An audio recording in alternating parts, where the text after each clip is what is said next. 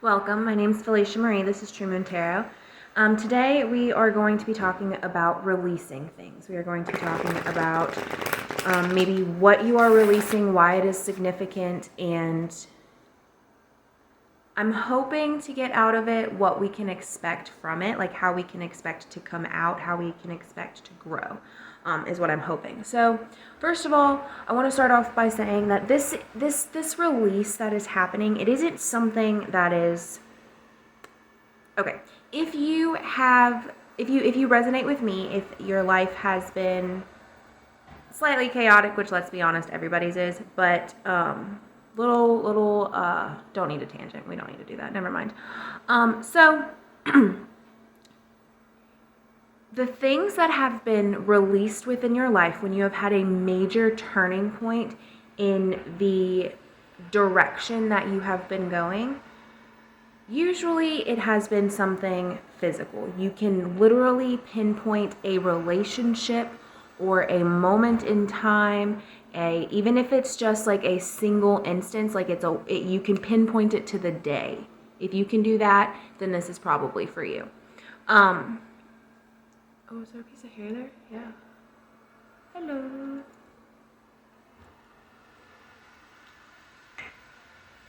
Okay, sorry, y'all. Where was I at? If you can pinpoint it to the day, then this message is probably for you.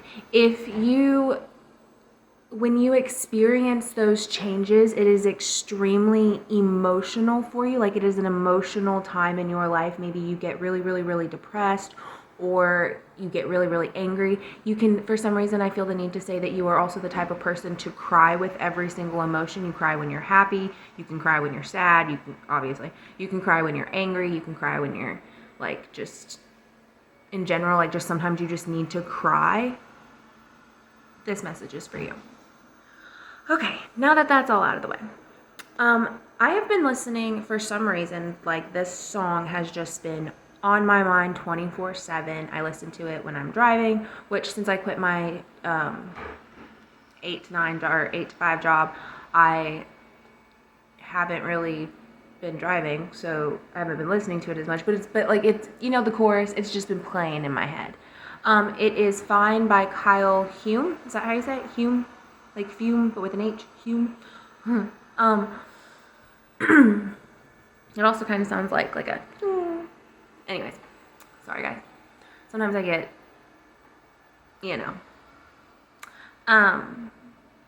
which also happens with the releasing of things. That I think is just because I allow my inner child to just kind of like do what she wants. I have so many projects in my craft room, guys, you have no idea. Stuff that actually I kind of threw some stuff away because it had been like a year and a half since I touched it.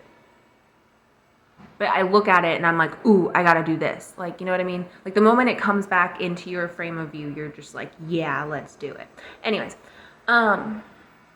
this has been, this time for you is going to be more so the emotional release of things.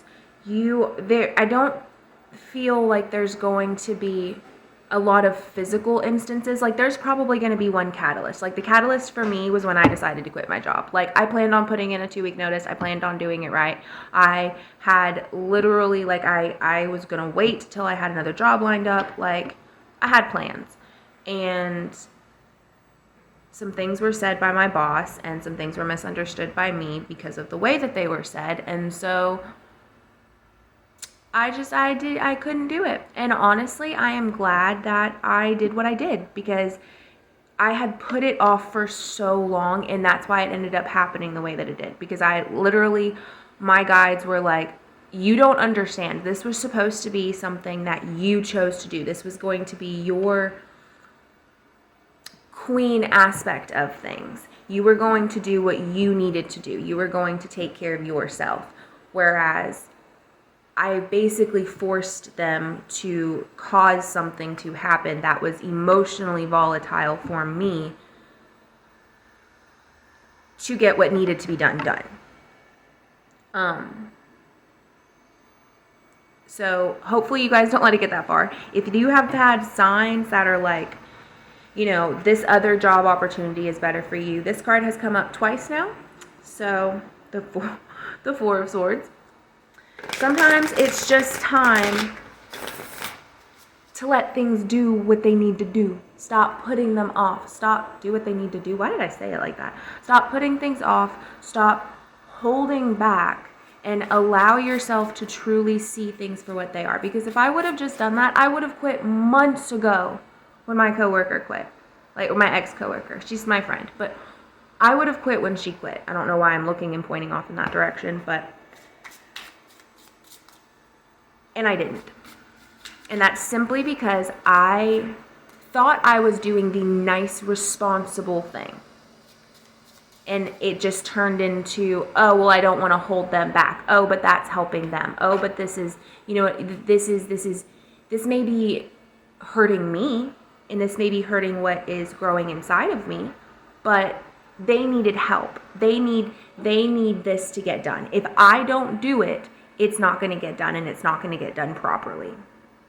Because I know how many people they have hired and who have either quit or they have had to fire over the last year. Granted, it hasn't been that many, but it's been a lot for the job that we have. Like, the job was not hard. You know what I mean? So, and see, there I go getting emotional about it. Emotional releases. We have the Ten of Cups here as well. I'm just going to go ahead and start pulling from the top of the deck. Ooh, I like that card. This other card that I pulled is a specific card to this deck from this creator. This is the, what is the name of it?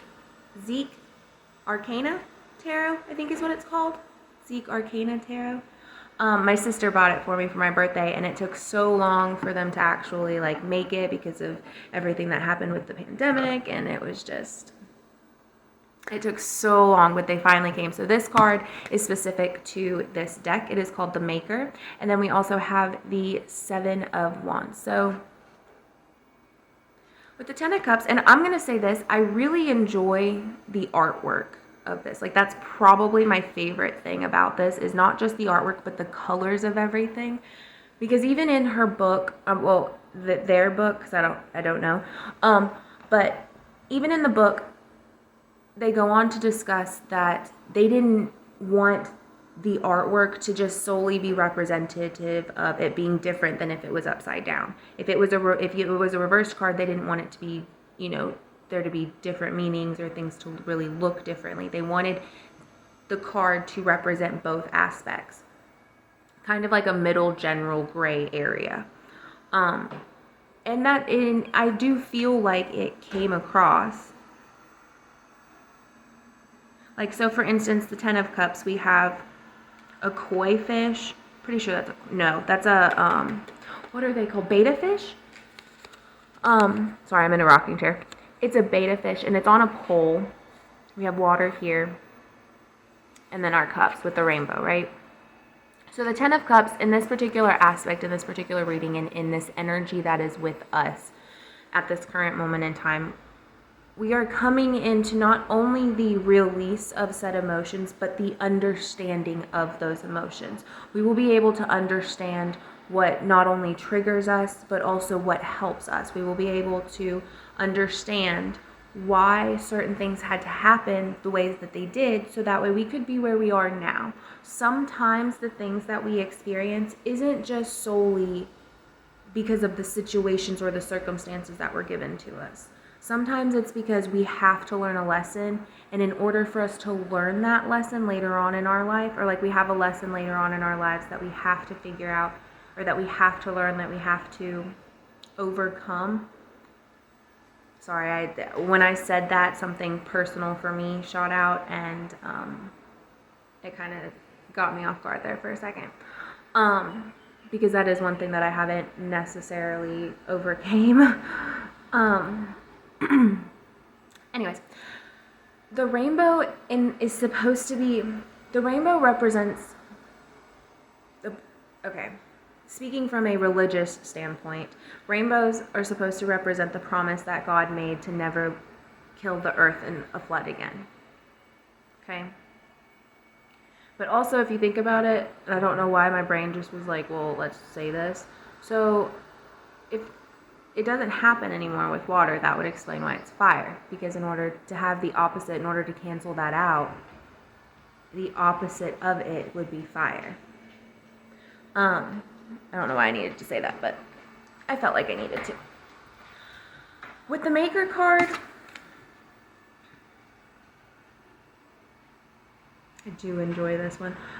I don't know what this represents though, because she's got a tattoo and I don't know what it represents. So I have to stick my hand kind of over something. So it's hard to see. I wonder if I can make it zoom. Hi, Bobby. There's a tattoo right here, and I don't know what it means. But so with the Maker card, you can see her tatas. With the Maker card, you can kind of see she's got paintbrushes. There's a vase there. Not only is she beautiful, but she has this. Hold it this way so you can see the painting. But she has this ability to see things for what they are, to not only understand them, but allow them to shine and let their beauty come out. So there is a specific myth with the lotus flower, and I'll have to look it up. But there's a specific myth with the lotus flower that basically goes into how it is good, how it is bad, the symbolism of why it is good, the symbolism of why it is bad, or something like that. I don't know. I don't remember where I heard it, where I saw it, where I put those pieces together. I don't remember, but I will figure that out and I will put it in the description. With the Maker, you are to be reminded that literally you are creating your own world. And I am bringing this back earlier when I said about the Queen. This is our Queen moment, our internal working of our manifestations, our internal drive of why we are doing what we're doing. This is something that, oh, hold on, vacuum got stuck.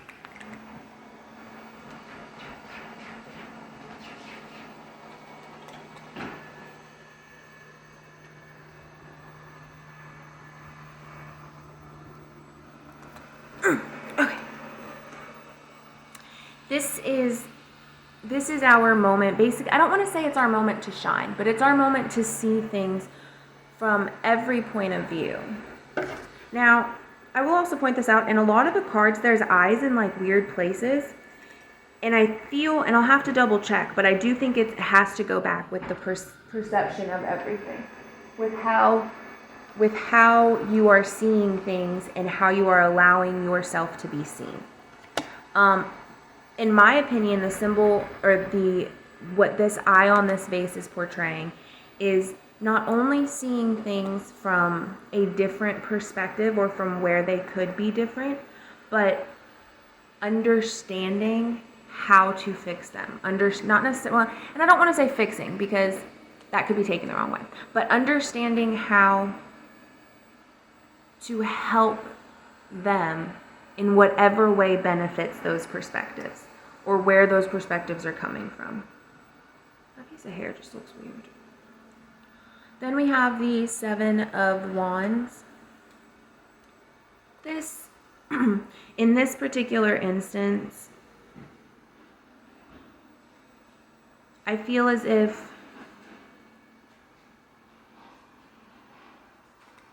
I don't want to say that we're stuck, but we are pausing, we are taking a moment to allow the foundations of our manifestations to be built. Think of it as like these wands are representing a gate or some sort of barrier between here and the water. And in this instance, you can see the cliff. So it is at the cliff, which means it is the barrier blocking the unknown, the barrier protecting the unknown, okay? However it relates to you in that aspect, it is This is our moment. This is our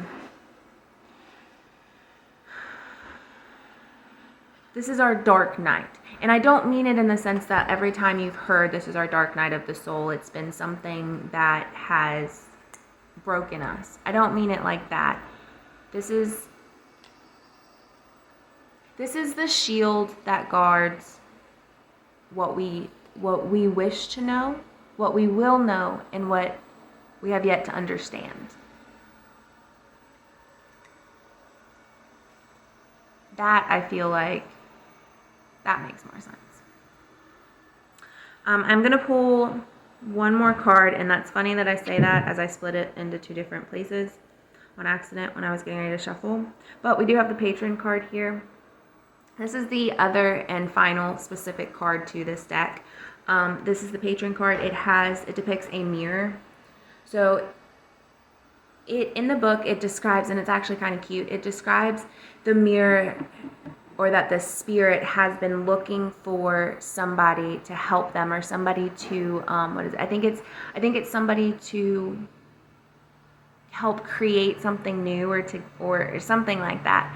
And it's a mirror, and so it's like, oh, but that's you, like, you know, you are the direction, you are the way, you are your own answer. It correlates directly with the Maker card in the sense that you're creating your life, you are allowing yourself to thrive how you wish.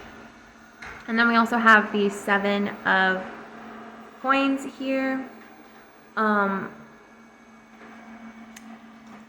This is, for some of you, as far as money is related, as far as your job is related, don't worry about it. While there is a harvest coming, you will be fine until then. It may be a little slow, it may be a little stagnant, and you may get a little flustered, but don't allow it to ruin your time. And it's funny when I say that, because it was 17:07 on the time clock as far as recording this. It's going to change after I edit it. But and I looked at it again, it was 17:17. And before that, earlier, it was the time, you know, that I said that kind of got me a little flustered at the beginning, and then it was also 10:10, and it was also 11:11. So those numbers might be important to some people. But as far as the coins, while there is this harvest coming, things are going to be slow for you. Things are going to be stagnant. You're going to kind of feel like you're gonna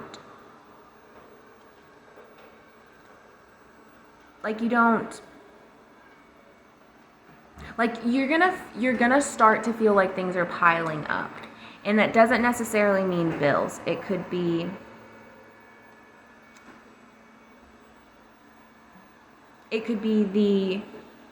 how high everything is as far as inflation is concerned. It could be, you know, we are coming into seasonal times, so things are going to pick up a little. It could be maybe you're stressed because you are working too many hours. Then you might end up getting into the habit of not spending any money on yourself, not taking care of yourself, in which case that's going to lead to your stress. That is going to lead to things slowing down in the future. Your harvest time is going to be delayed because you aren't giving yourself the time that you need in order to cultivate what your physical harvest is, right? So when things are happening in the spiritual or the energetic planes and dimensions and worlds, and however you want to view it, when things are happening in those, there are usually things happening also physically here with us, our physical bodies. So sometimes that's why when you have ascension symptoms, you can get dehydrated, or you have headaches, or things kind of just don't make sense. Sometimes when those things happen,